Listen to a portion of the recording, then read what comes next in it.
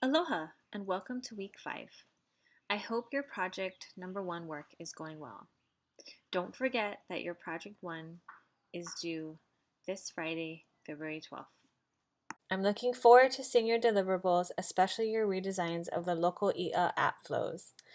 In today's lecture, we are going to take a look at my wireframes for my third app project, Hawaii Dream. The purpose of this lecture is to become more familiar with the wireframe process and the level of detail your wireframe should have. So let's get started. As standard industry practice, I went ahead and answered these questions for the Hawaii Dream app. As the designer, you want to make sure you answer these questions before you begin wireframing your app.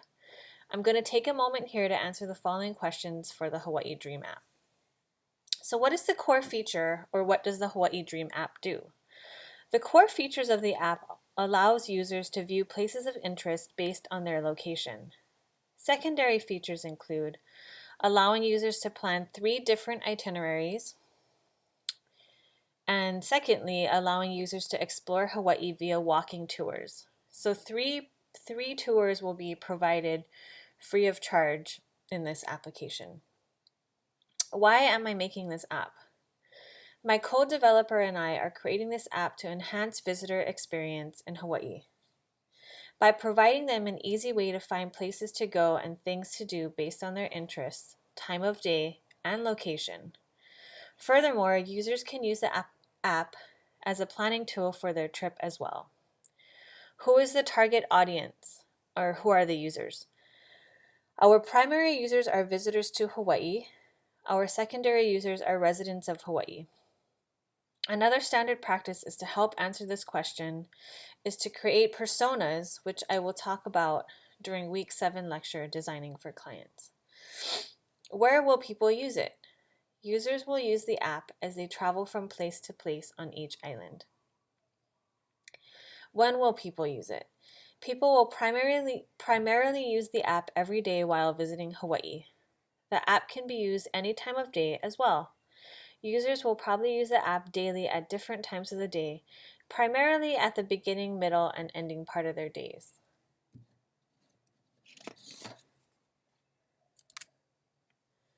So review. Do you guys remember what wireframes are? So I've just kind of put this definition in again. Remember that when wireframing your app, your goal is to demonstrate different pathways that your user will experience. So we're mapping out unique app flows, and I'll talk about that more in detail. And then also, wireframes should be able to answer these questions. What's the most important action a user should take on the screen? So this should be in designing your user interface or UI. It should be intuitive what they should be doing. What's the most important feature, content, information, UI element, or control? What happens if the user clicks on this UI? So you definitely want to demonstrate that's part of demonstrating a unique app flow. If they press this control or this UI element, this next screen will come into view. So you need to think about all those sequences. And what should the user do here? So that's where the intuitiveness comes in.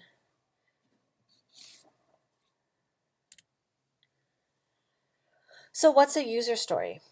In this lecture, I've also included my user stories for each wireframe.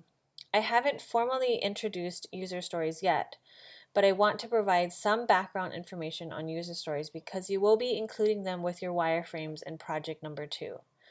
I will formally introduce them in lecture number 7. Today I will simply provide you with McKay's definition of a user story. So user story consists of 1 or more sentences. It's very short and concise. That captures a user's goal or task as part of his or her role in using a product. So the general pattern is, as a user, I want to, and then so that I can, ... So this is basically how you would write your user story.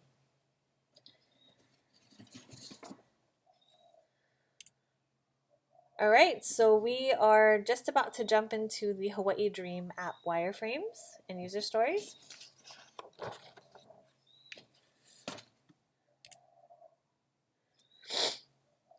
So let's start by looking at screen 1. There are a few things that I would like to point out on this screen before we discuss what's happening in screens 2 and 3. So there are 2 types of ways to navigate through the Hawaii Dream app from screen 1. Via the collection view, so this is the collection view here, and I talked a little bit about that in the HIG content views. Users can scroll vertically, so they can scroll vertically through the collection view and click on these images here with labels, right? So the labels down here of different sections of interest. So this is another section of interest, and then there'll be another label on the bottom. Or via the tab bar at the bottom of the screen. Users can navigate to browse, right? So browse, itinerary, concierge, and tours. If your design incorporates different types of navigation, be sure that you can make it clear in your wireframes. In screen 1, I provided an orange arrow to make it clear that upon launch of the app, it opens up to the browse tab. So it defaults to the browse tab. I've also included a second arrow that if the user taps on an image within the collection view, right, within the collection view, he or she is led to screen 2, right? So if I tap here, morning grubbing coffee, I'm led to screen 2. So what's happening in screen 2? Notice that the user has selected the morning grub and coffee from the collection view. The app opens up to a table view screen, right? A table view screen, listing down coffee shops and other breakfast venues that are near the user. Notice that in the navigation bar, so this is the navigation bar up here, the title of the section of interest is identical. So morning grub and coffee is identical to this label in the collection view. In the navigation bar, the user has the option to go back to screen 1 via the back button, or view screen 3 or a map view via the map button. So if the user hits the map button here, they go into the map view.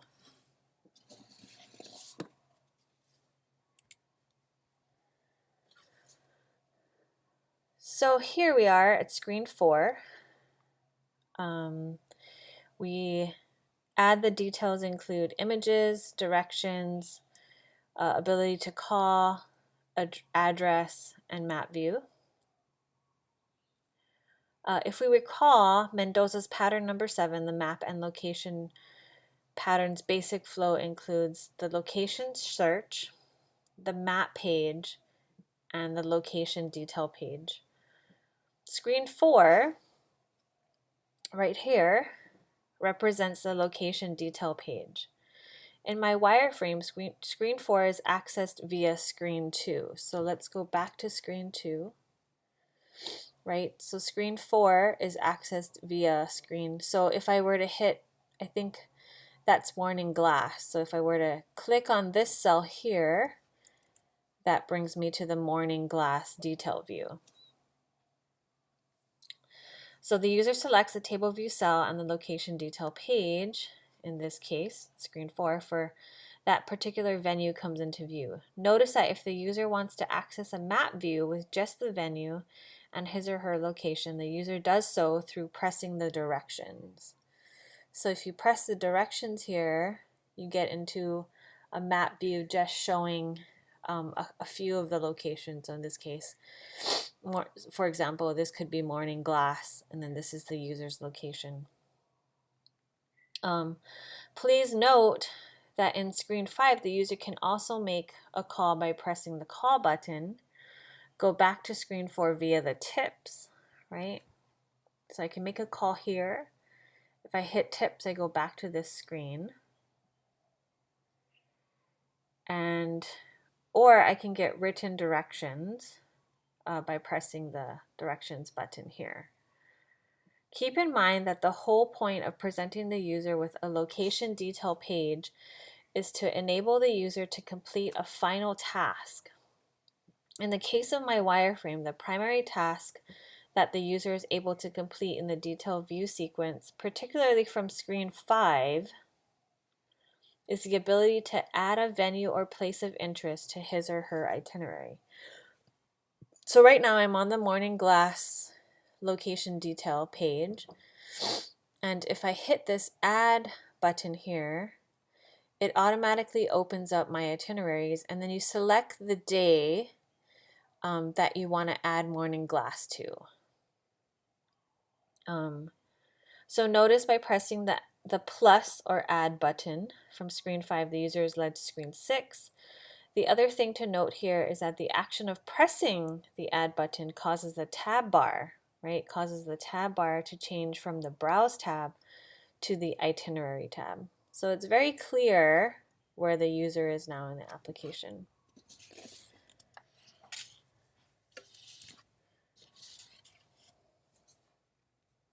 All right. In screen 7, we see that the user is in today's itinerary, right? So that's indicated by today being in the navigation bar. We see that the user has added 2 places to today's itinerary, so Morning Glass and Bishop Museum. If the user presses the route button, right? I press the route button, he or she is brought to a map page or view that allows the user to see the route for the day. The order of your route is determined by the placement of the venue in the table view in screen 7. So in this case, Morning Glass is location number 1, and then number 2 is Bishop Museum. If the user presses directions button in screen 8, so if I press the directions button in screen 8, a text view appears with a route direction in screen 9. To dismiss the directions view on screen 9, the user simply presses the close button. So if I want to dismiss this directions view, it's a text view, simply close the button, so select that button, and then the user is brought back to screen 8.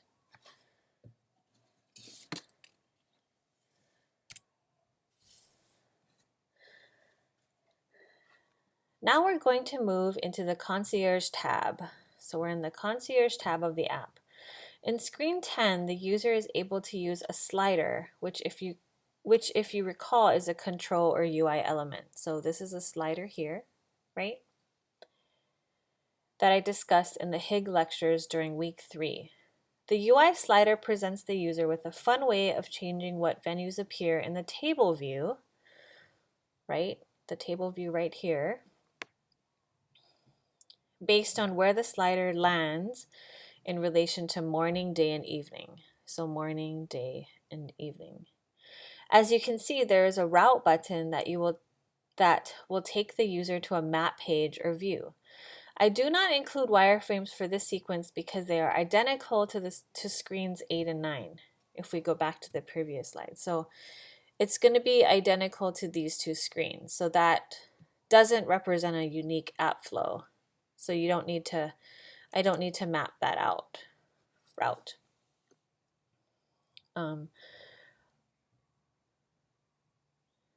Remember that when wireframing, your job is to show unique app flows. So what you would probably do here is just notate or explain to your client that refer back to screens 8 and 9 when the user presses the route button. In the next 2 wireframes, we move to the last tab, the Tours tab. So the Tours tab right here.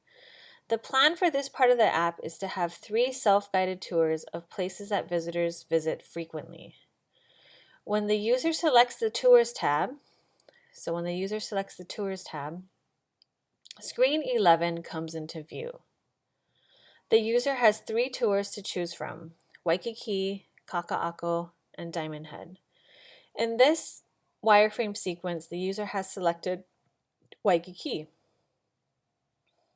and screen 12 comes into view.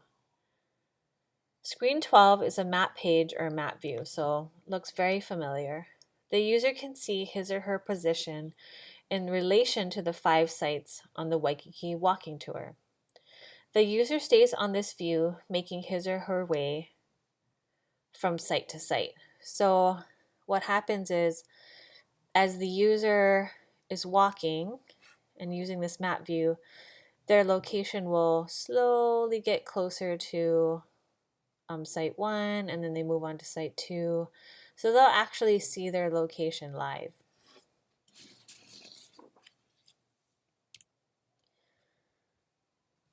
Notice that in screen 13, the user's location is near location 1. So we kind of call this like geofencing in programming terms. So as the user approaches within a set radius of the site, so which is programmed by the developer, an alert comes up. So remember I talked about temporary views? That's a temporary view. The alert view indicates to the user that he or she has reached site 1 and allows the user to choose between listening to an audio about the site. Notice that in my wireframe, I provide the user with 2 choices, yes and no. However, I've made one mistake here. In an alert, you don't want to give the user a choice between yes and no, if you recall from the Higg lectures. A better choice of words would be okay or cancel, so I probably put okay here and cancel there. Notice that in this sequence, the user selects yes, and screen 14 comes into view, right? So if the user presses yes or okay, it's probably the best word to use, it opens up screen 14. In screen 14, you can see that the user has options to pan through, right? To pan through a series of photos about the site and read text while also listening to the audio. So these are the preliminary wireframes and user stories that my co-developer and I came up with and that we're developing from. As we continue on with our development of the app, some of these wireframes will surely change, or we will come up with more to represent unique app flows as we move through our project. So as part of your critique number 1 assignment, you'll be providing a critique on a classmate's project number 1, particularly for deliverable number 2, which is the redesign of app navigation and wireframes. You will be asked to critique your partner based on these following questions. I will provide a guide sheet with more detailed instructions on Lalima, as well as assign critique pairs via email.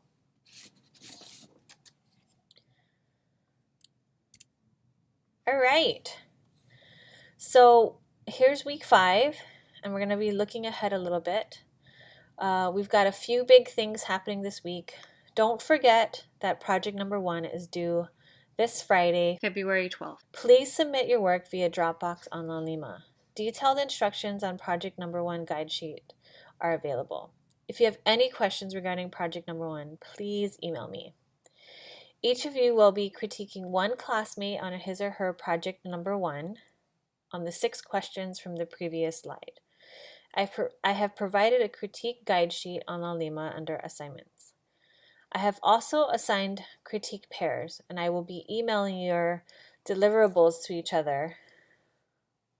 So definitely stand by for that.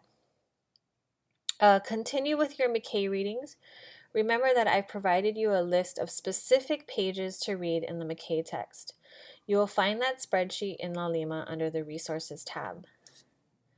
All right, so looking ahead to week 6, there will be no online lecture. However, I've assigned an Apple Dev Video, Apple Design Awards. If you have any questions how to access the videos, I have a couple documents how to sign up for an Apple ID account and then how to access the videos under the Resources tab in Lalima. And also in week 6, Your critique number 1 is due. Lastly, blog post number 3 is due next week. Aloha and have a great week. As always, please email me if you have any questions.